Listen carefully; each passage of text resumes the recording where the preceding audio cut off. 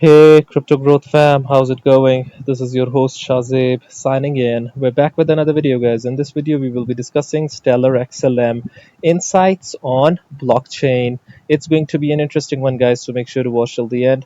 And, folks, for those of you who are new to the channel, we primarily discuss utility coins and potential gems.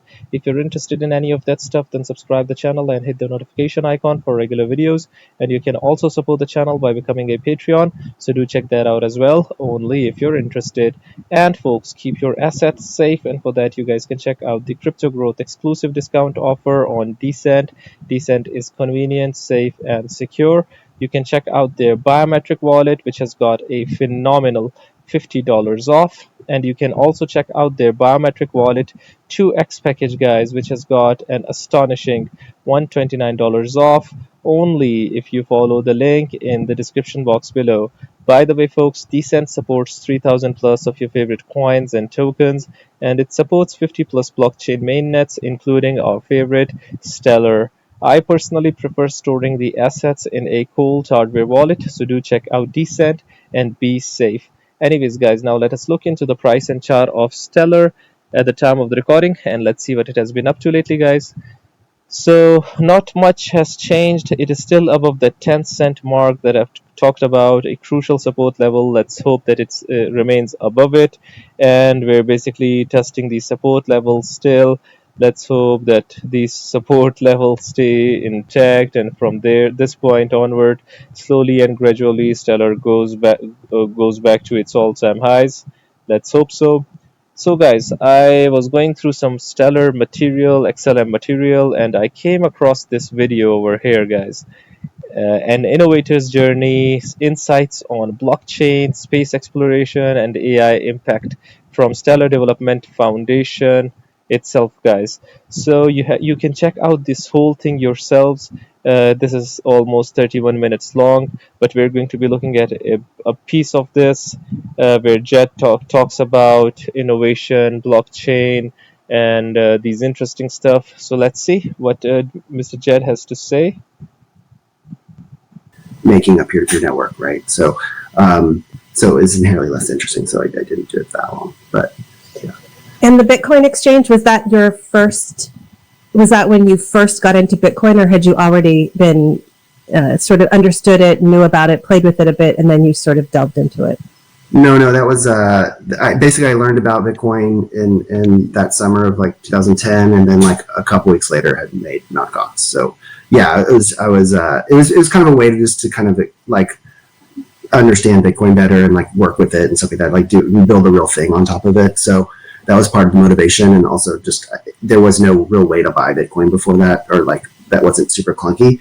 So yeah, it just seemed obvious that this thing should exist. So thought it'd be cool. And then you went into and developed Ripple and then Stellar soon after that. And what was it about blockchain that was interesting to you?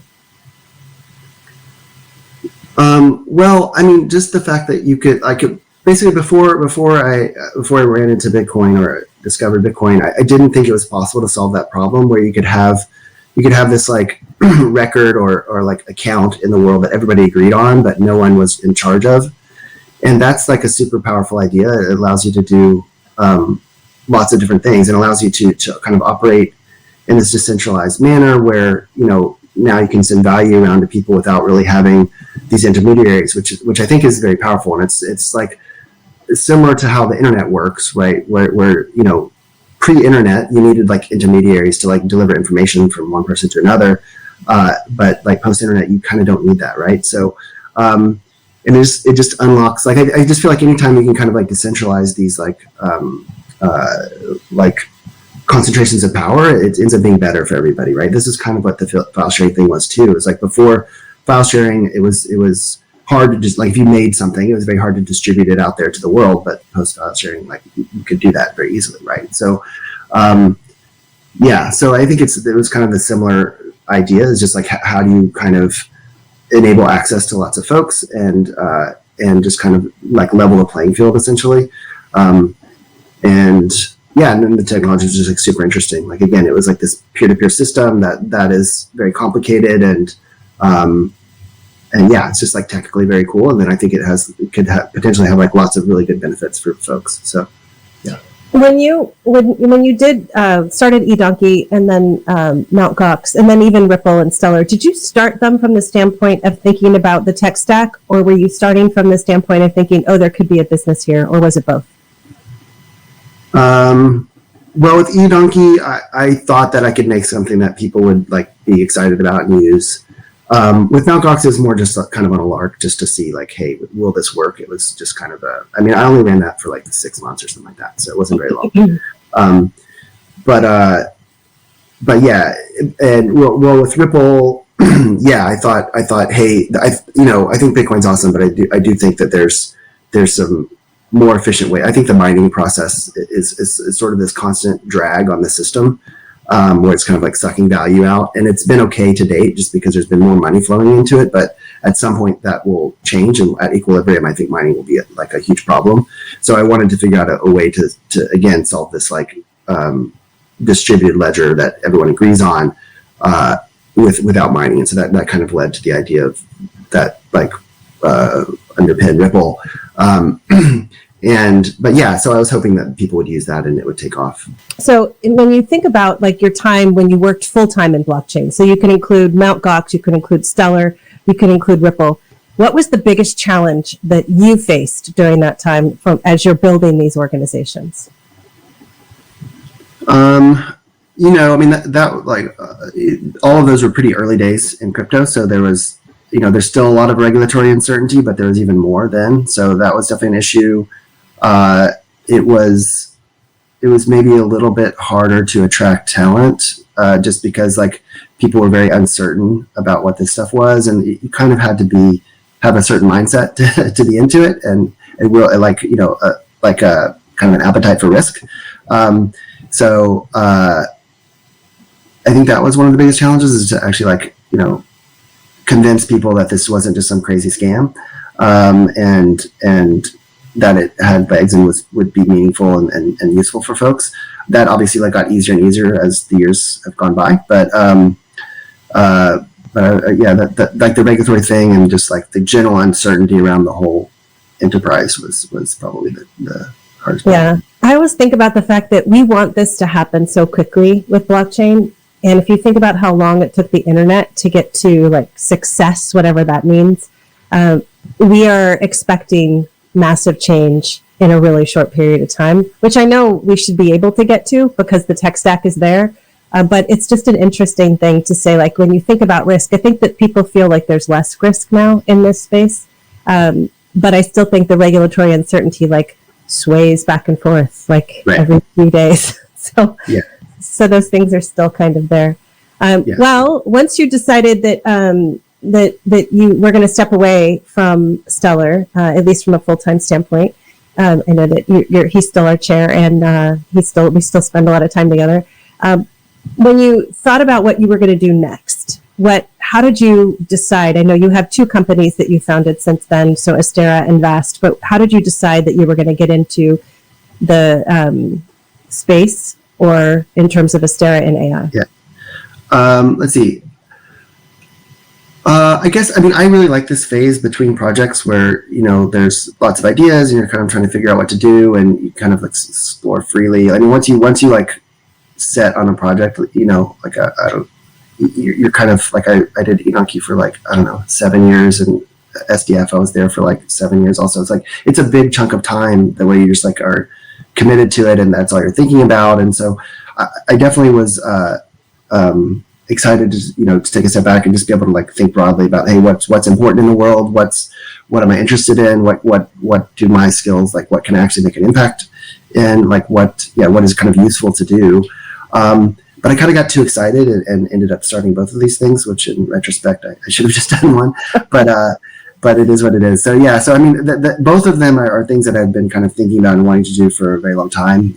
With Vast, which is essentially the goal there is, I think it's super important that people get off the planet and out into the solar system and kind of start expanding where humans can live. And just before you get into it, why do you think that's important? Well, yeah, because basically, if you imagine this world where there's like millions of billions of people living in space, I mean, I think it's like not only is it economically better, like there's a lot of resources up there and energy and stuff that we could harvest, and like it's like like in terms of just like GDP, it's worth it, right? But also I think psychically it's better because people need a frontier, right? We just haven't had a frontier for a very long time because the Earth has been all explored, and if you don't have that, then the world starts feeling very zero sum, and and I think it just leads to all kinds of like bad outcomes, like with people psychically, like they start thinking about degrowth and like the wars start and all this kind of stuff. Like it's just bad, right? So having a frontier, which we've had for most of human civilization, is like I think super important and kind of the way we're wired. So in order to get that back again, I think is important. And so yeah, so I think I've wanted that for a very long time, and kind of always like jokingly said, like if I was ever super successful, I'd go like mine asteroids or whatever. And then when I step back from Stellar, there's been SpaceX has made a huge impact in kind of in the aerospace industry. Like launch is like super is like way cheaper than it was like 20 years ago. So it's making like a lot of things more possible. And so I kind of view like again, like if I want this world where there's like a billion people living in the solar system, what is obviously that's far off, but like what are the steps to get there? Getting mass cheaply to orbit is sort of the first one, and it seems like SpaceX is pretty much nailing that. And then the next step is like how do you let humans live for a long period of time, because it's engineering in the same way that software engineering is engineering, but you just have a different set of constraints. You're like constrained by actual physics rather than like weird things computers can do. So I spend like, well, I mean, let's see, like I guess I spend like a day or so, probably like a day a week or a day every 2 weeks down in LA to do fast stuff, and then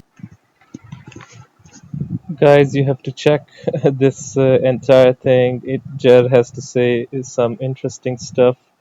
So, what do you guys think about Stellar, Jed McCaleb, and this blockchain innovation in general known as Stellar? I would really like your opinions. Do hit the comment box below and let the community know. Do you agree with Jet's take that Stellar is better than Bitcoin, and this mining isn't good for the long haul? I would really like your opinions because these are some interesting insights. So do hit the comment box below and let the community know. Anyways, guys, this was it for the video. If you liked it, make sure to like, share, comment, subscribe, and hit the notification icon if you're interested in utility coins and potential gems. And you can also support the channel by becoming a Patreon, so do check that out. Like I always say in the end, until next time, stay blessed and stay tuned. Thank you very much, everyone.